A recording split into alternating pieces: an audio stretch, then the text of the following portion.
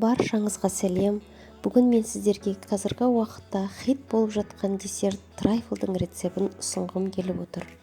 Ол үшін бізге жұмыртқа, қант, сүт, ұн, какао, қайнаған су, сұйық май және қамыр қопсытқыш керек. Ең алдымен құрғақ ингредиенттерді, яғни қамыр қопсытқыш, какао, ұнды електен өткізіп, біріктіріп араластырып аламыз.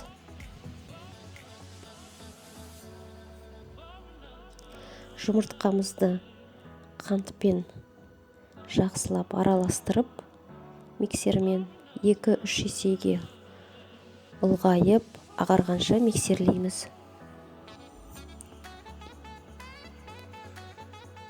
Бөлме температурасындағы сүтті қосамыз, сұйық майымызды қосып, тағы бір миксерлеп аламыз. Құрғақ ингредиенттерімізді 2-3-ке бөліп миксерлейміз.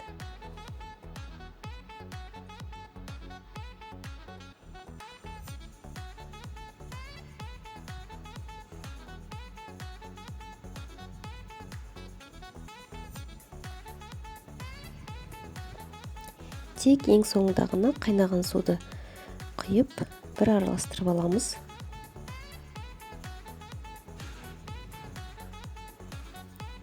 Қамырымыз дайын.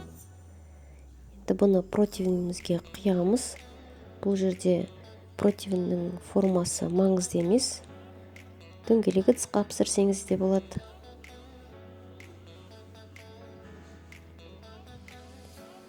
Қызып тұрған пеште 180 градуста шамамен 30-35 минут пісіріп аламыз.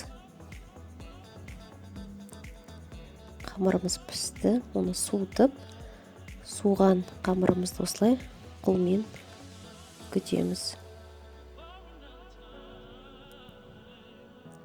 Енді кремін дайындаймыз.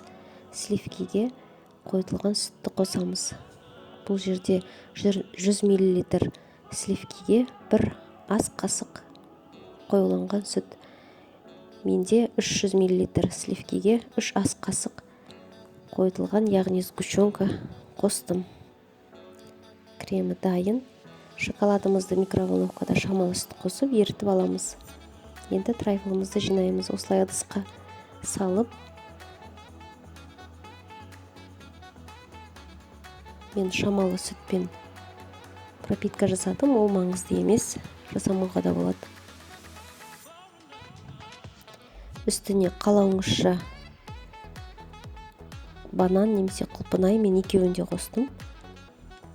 Бір қабат салып шығамыз.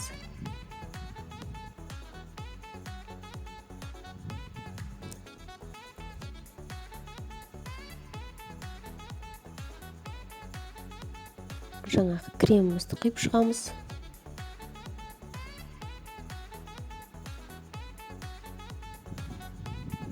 Тегістеп,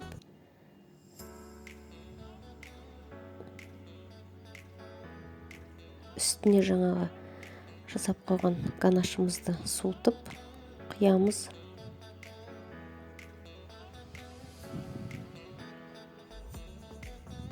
Осылай қолымыздың көмегімен тегістеп жібереміз. Үстін қалауыңызша әрлесеңіз болады. Мен миндальный орехпен және клубника, құлпынаймен әсемдедім.